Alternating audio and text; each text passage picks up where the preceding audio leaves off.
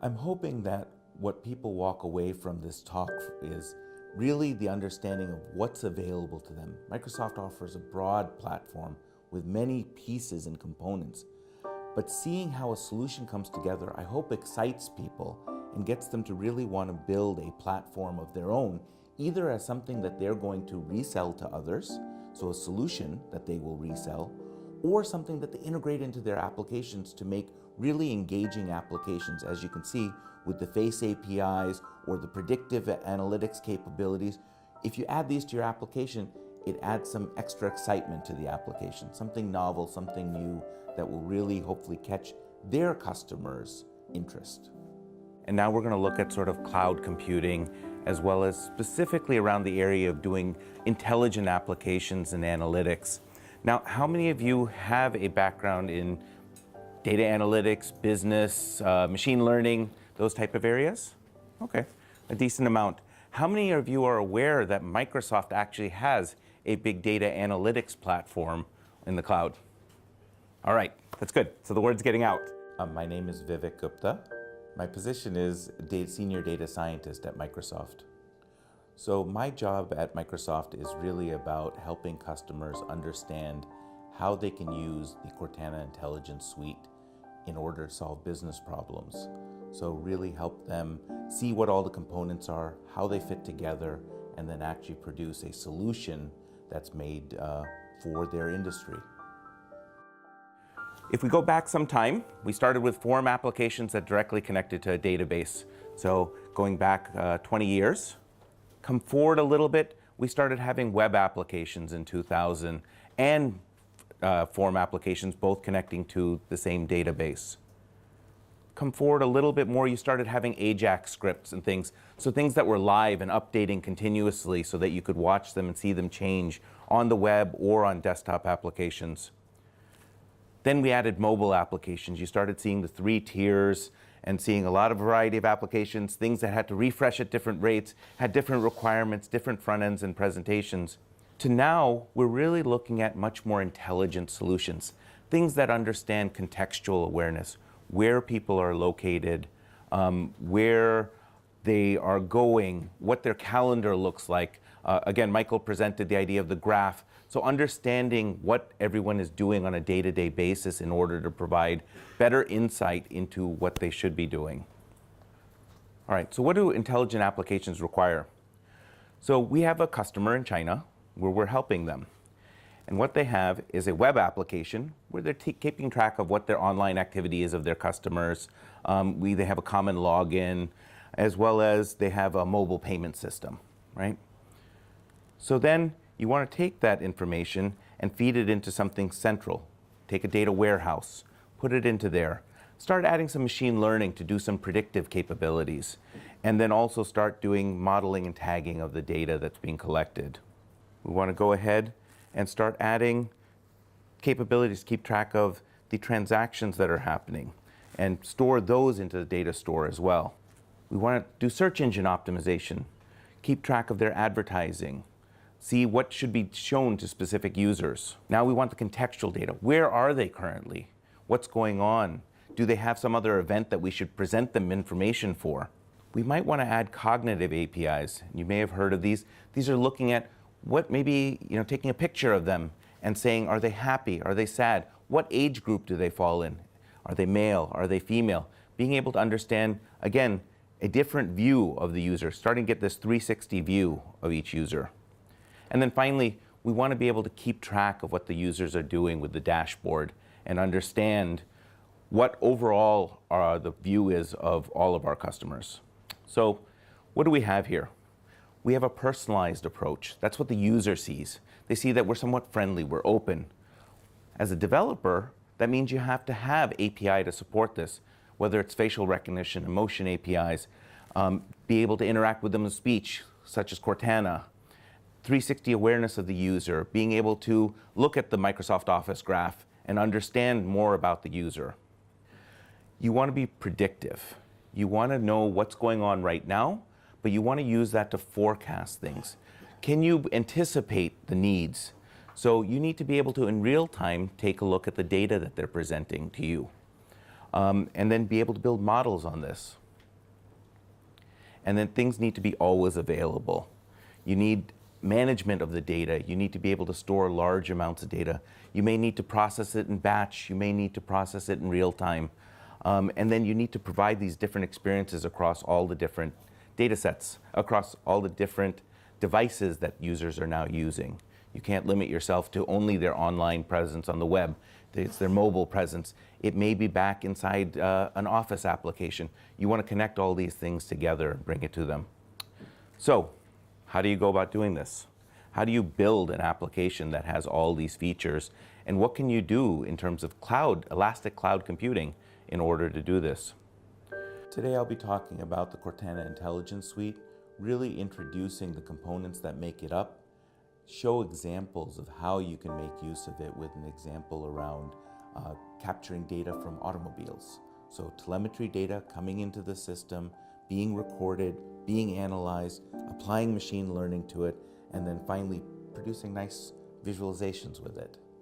So what we're going to talk about is the Cortana Intelligence Suite. It's a set of collection of Microsoft services that are managed services available in the cloud on Azure that enable you to add intelligence, actionable analytics, and it is a trusted platform.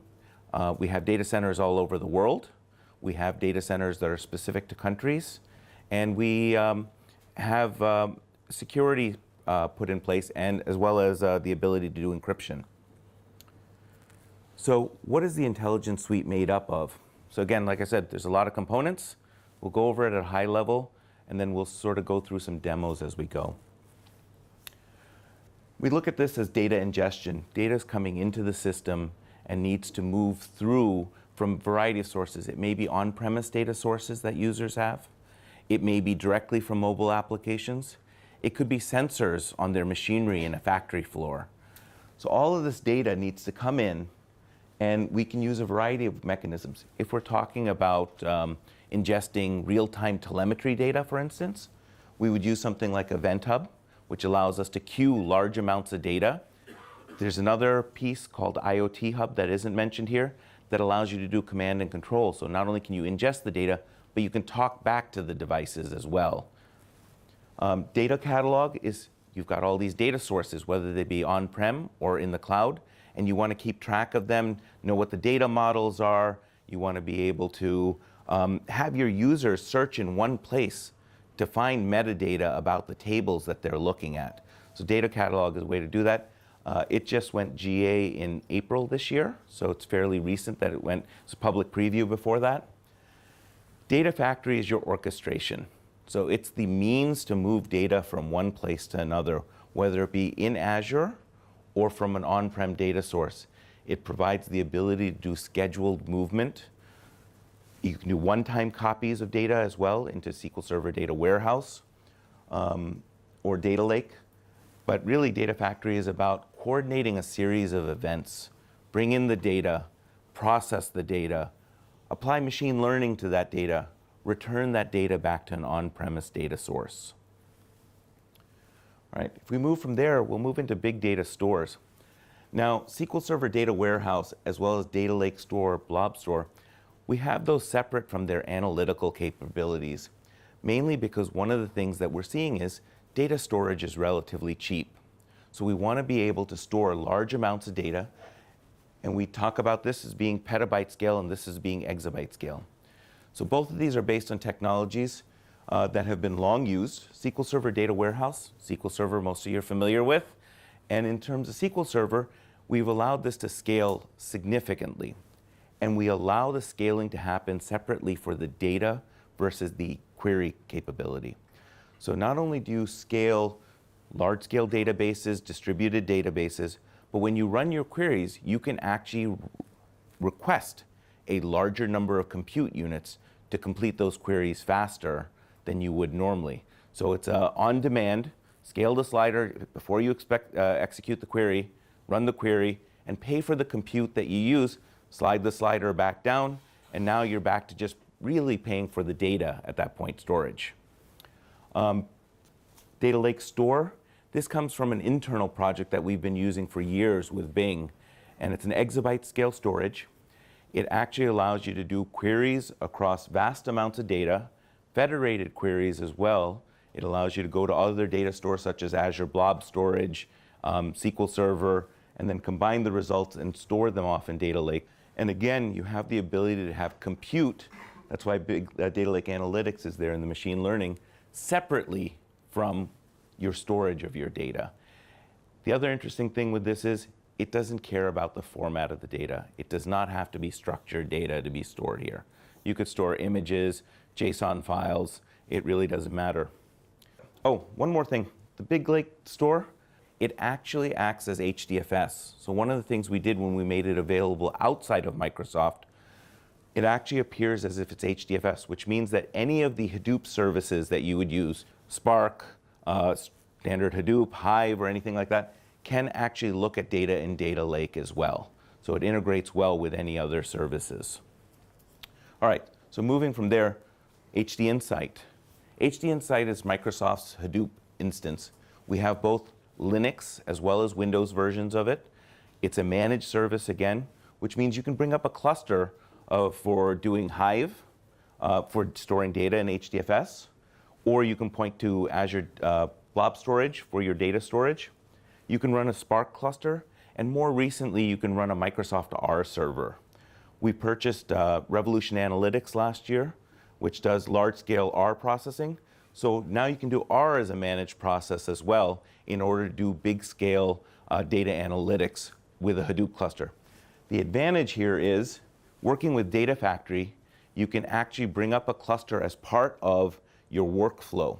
So when you execute a Data Factory workflow and there's an activity in there, the activity can include launching an Hdinsi cluster, processing your data, moving it to blob storage, and then shutting down the cluster as well in order to minimize the amount of time that the cluster is up, only for the processing time that you're using. Stream Analytics. Stream Analytics is for real-time data, near real-time, low latency. We take data directly from Event Hub, and we can process that data and do queries across it. So with a simple SQL-like query language, you can actually do windowed queries across that data and be able to do averages, moving averages, be able to transform the data. You can also call machine learning from there, and you can write small extensions in JavaScript as well if you want to do additional functionality on the data as it's streaming through. Data Lake Analytics similarly has a language called USQL, Universal SQL, and that's really used for being able to query across this vast data store. Now, when you do these queries, not only do they automatically get distributed, they actually get compiled as C#, C++, and they actually get executed as compiled code that gets distributed across the cluster when it's doing your query. You can write your own extensions as well in C# and deploy them as part of your data lake job. And when you do that, again, that gets compiled in as part of the entire query, and it gets executed across the cluster. So similar to things that you do with Hadoop, you can do the same sort of thing here as well, but deploy your own code in C#. What we've built is a machine learning studio. We have a drag and drop interface that allows you to use both algorithms that we've written from Microsoft Research, Bing, Xbox. Some of our other development teams have used machine learning algorithms for years. We've made those available to you as something that you can execute. In addition, you have the ability to bring in your own R or Python code. The neat thing here is, once you build your machine learning model, you can deploy it as a web service that can be integrated with any application. So if you are, for instance, doing some sort of predictive forecasting, you can actually then integrate that with Stream Analytics as your data is coming through. You can score that in some way or do your prediction and then output that to Power BI or somewhere else, store it in a database. But the machine learning will be demoed in a lot more detail coming up. Finally, we've got this last column of intelligence. So we've got cognitive services, which is what I was talking about earlier, that ability to have vision APIs, image recognition, being able to have speech to text, text to speech, being able to translate languages, being able to do language understanding. We have a toolkit called LUIS, Language Understanding Intent Service. And that actually allows you to extract meaning from phrases that people speak. So take the speech to text, add LUIS to it, and actually be able to do commands.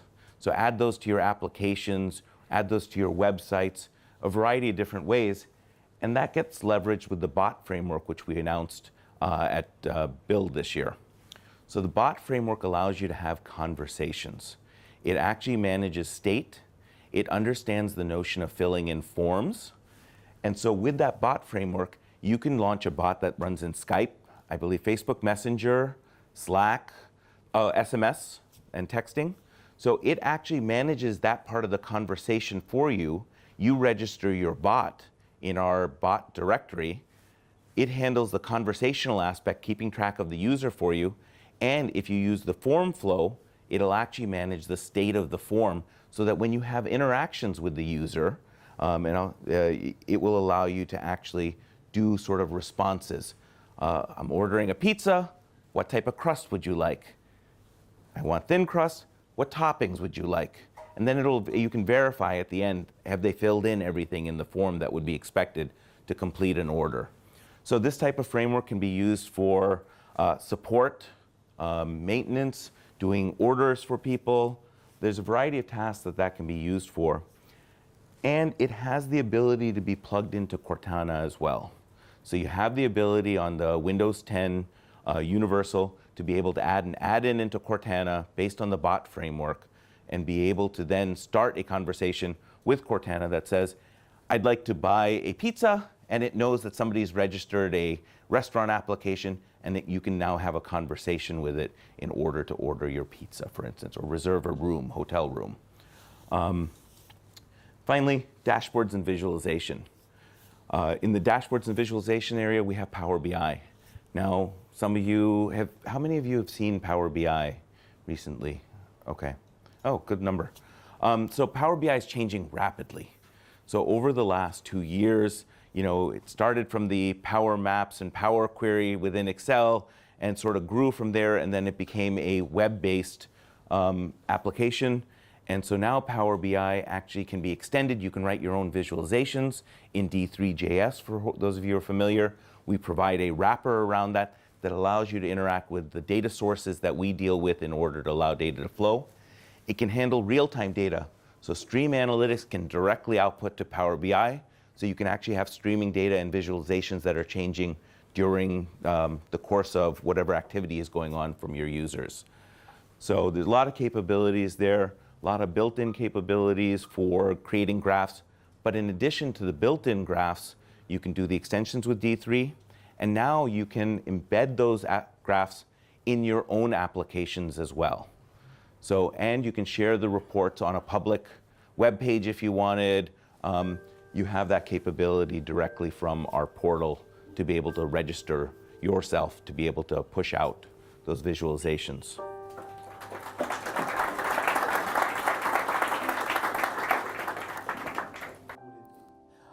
The one thing I would like attendees to really remember from the talk is that they can really build practically anything they can imagine with this.